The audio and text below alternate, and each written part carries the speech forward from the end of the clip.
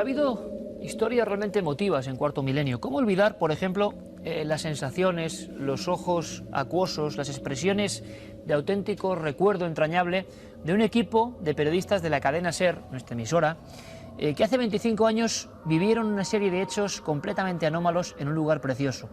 Quisimos brindarles un homenaje, comprender lo que ellos sintieron y trasladarnos a uno de los lugares más curiosos, más emblemáticos del misterio en Castilla-La Mancha. Carmen, buenas noches. Buenas noches. La verdad es que fue un sueño hecho realidad. Queríamos rememorar cómo aquel equipo que entonces estaba con Antonio José Alés, un mito en la radio, había vivido cosas muy extrañas en el castillo de Riba de Santiuste, y nos fuimos hasta allí y a mí me emocionó ver cómo todos esos periodistas, todas esas personas de radio, aún se les erizaban los cabellos cuando entraban, cuando traspasaban las puertas de ese castillo de Riba de Santiuste, cómo por la noche se iba haciendo ese ambiente que 25 años antes había ocurrido allí, cómo incluso se asustaban cuando las alarmas comenzaban a sonar, esas alarmas que teníamos dispuestas por todos los pasillos, y cómo ellos hacían memoria de esa figura que se pudo ver también por esas almenas del castillo. Fue un privilegio estar junto a una gran hoguera en mitad de la noche, en esa especie de cubículo de piedra desde la Edad Media, recordando con profesionales de primera talla lo que vivieron, sintieron e incluso lograron localizar con su aparataje tecnológico. Fue la historia, dicen, de un espectro. Fue la historia romántica de una vieja leyenda de sangre. Fue una historia que quiero que recuerden porque mereció realmente la pena. El fantasma del castillo de Riba de Santiuste. En pleno corazón de Castilla, encaramado en lo alto de un cerro, se alza majestuoso, vigilando una tierra de mitos y leyendas, un lugar impregnado de misterio. El castillo de Riba de Santiuste, la morada de Manuela.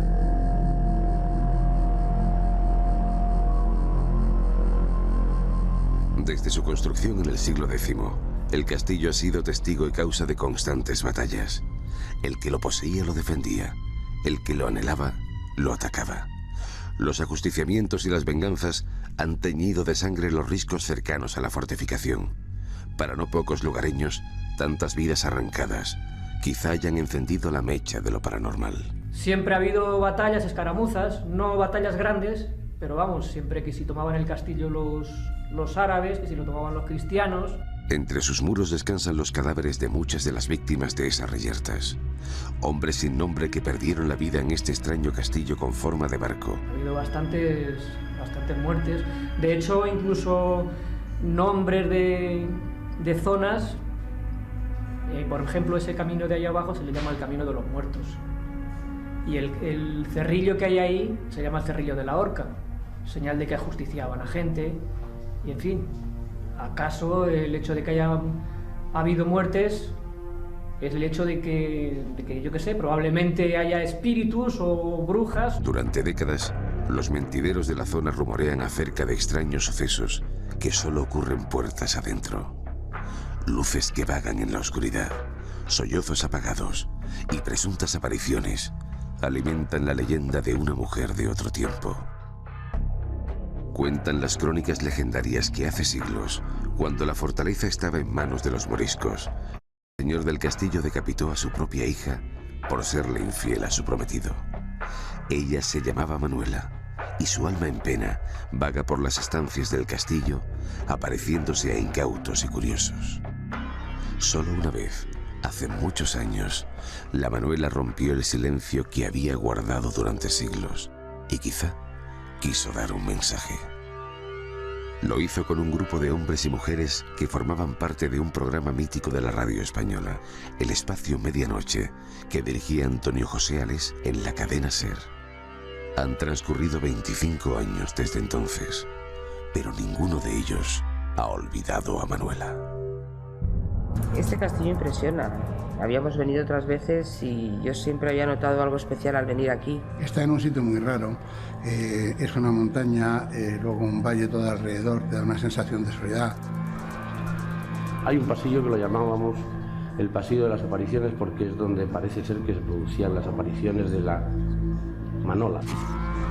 Entonces hubo un momento en el que a Alés le ofrecen hacer un piloto de televisión y cuenta con parte del equipo de la SER pues para que le colaborásemos con él. Estábamos Antonio José Alés, José Antonio González, Mariano Revilla, Chema Fernández, Juan Poseu, Almudena Belda, Toni Chao y yo. Veníamos a simular que esa Manola, la fantasma, se nos iba a aparecer. Y yo siempre tuve la impresión de que nos quiso como dar un escarmiento, ¿no? Nunca había pasado nada y ese día dijeron, pues hoy os va a pasar. Y yo creo que hubo una provocación inconsciente por nuestra parte hacia lo que sea, y esto saltó. Llegó el momento de rodar la escena en la que supuestamente las alarmas saltaban porque la presencia estaba ahí. Chema, que era el que estaba en el programa, hacía pues de manera especial, como especialista, como técnico, hacía un montaje de aparatos. Puse un sensor de infrarrojos, un volumétrico de infrarrojos. A la mitad del pasillo puse una barrera de ultrasonidos. Al comienzo del pasillo puse otra barrera de infrarrojos.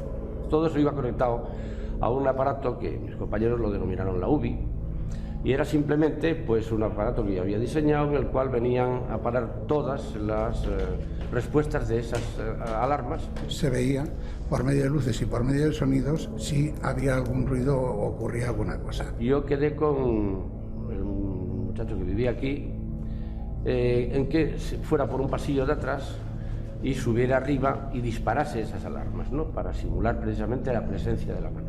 Toni Chao fue a hacerla saltar. Yo le dije, venga, ya te puedes ir. A los pocos segundos se disparan las alarmas. Salimos todos corriendo.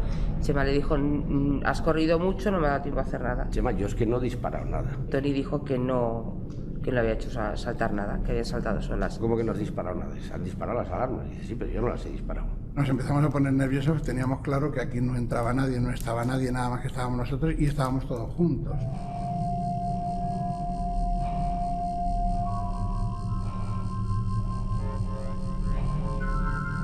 Saltaron unas alarmas que estaban colocadas en un lugar que no podía pasar nadie y de una forma en que nosotros estábamos controlando continuamente. Yo en un principio no me lo creí, pensé que era una broma de alguno de ellos. Y según estábamos, se dispara la alarma de infrarrojos del fondo del pasillo. Y yo ahí ya verdaderamente ya me di cuenta que algo había pasado, que algo estaba pasando. Yo no vi nada, pero sí que sentí pues una sensación muy rara.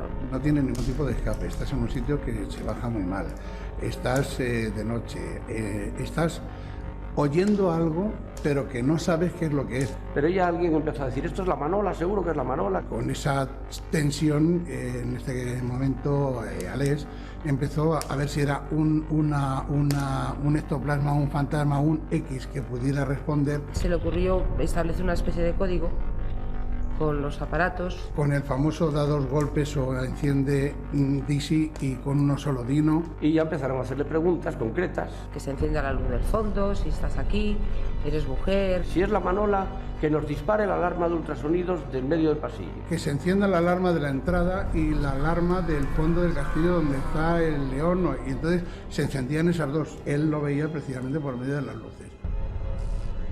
Las alarmas saltaron, y no saltaron una vez, saltaron varias.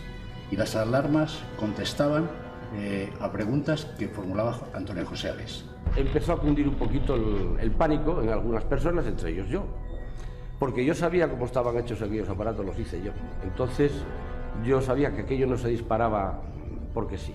Había gente, bueno, pues que con esa tensión cada vez se puso peor y claro, se empezó a diluir las cosas porque unos yendo a un sitio, otros intentando calmar a otros. Yo me retiré con una compañera porque estaba histérica perdida. Cada vez la sensación de agobio es más fuerte, es una tensión que dices, ¿qué hago aquí? Que me va a atacar, ¿cómo me voy? ¿A dónde voy? Te sobrepasa porque, bueno, estás viendo que en aquel pasillo no hay nada, están saltando una alarma, que la vuelves a activar y saltan delante de ti.